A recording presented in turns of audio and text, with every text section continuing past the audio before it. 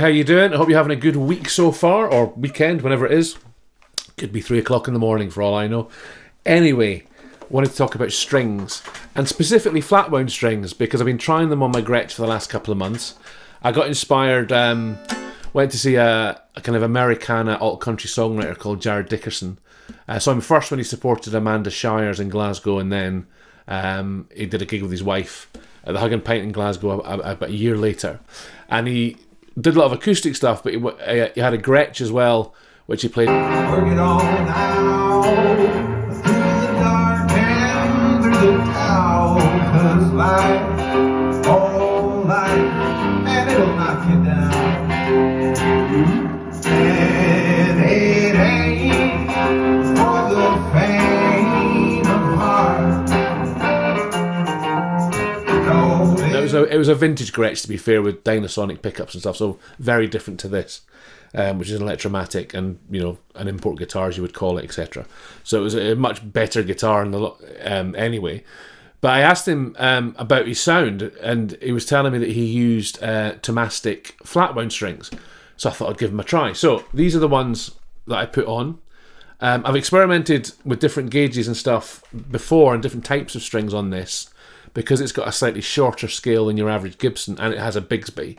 So I've tried coated strings, I've tried 10 to 52 gauge, kind of light top, heavy bottom, which it really liked. Give me a really kind of nice thumpy bass, nice and kind of punchy and tight and that kind of thing. But when I put the flatwound strings on it, it did transform the guitar. And not just in your kind of, vintagey rockabilly type way that you'd expect. It's really good for rock as well, and just for general kind of playing. And you'll hear some sound samples just in a minute. I'll finish waffling in a second once I've done this intro, and I'll play through some clean sounds, some dirty sounds, and a wee bit of jamming at the end to a backing track from Elevated Jam Tracks, as always, because they're the best ones on YouTube. So go and check them out. I'll link it in the description. So these strings were about, I think they're about 18 quid, something like that, when I bought them. As I say, it's a couple of months now, so you don't actually have to change these very often. I mean, I've got some flatwounds on my bass that I've been on there for 6 years. I mean, I know it's different for bass, but they still sound good. And these just feel really nice as well. They feel slinky, so there's, I'll do excuse the rude gesture, a little bit of string noise, but there's not much, nothing what you would get on round wound strings. And I really like that. I don't really like a lot of string noise. I don't like brand new strings. And these are really nice. They've got that kind of jazzy tone, but you can still, rock them up a little bit. But they just feel really smooth.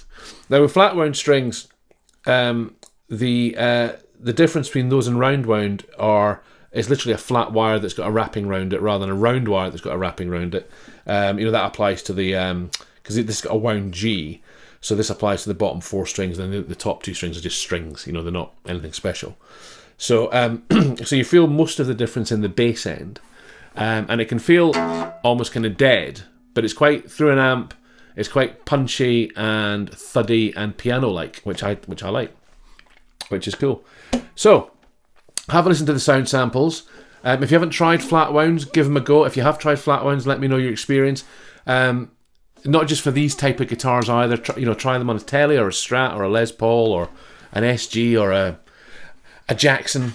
I don't know how it would work with a Floyd Rose. I suppose you can get thin enough gauges and stuff. But yeah, let me know in the comments what your experience of them has been, whether you've tried them or not, whether you'd like to try them.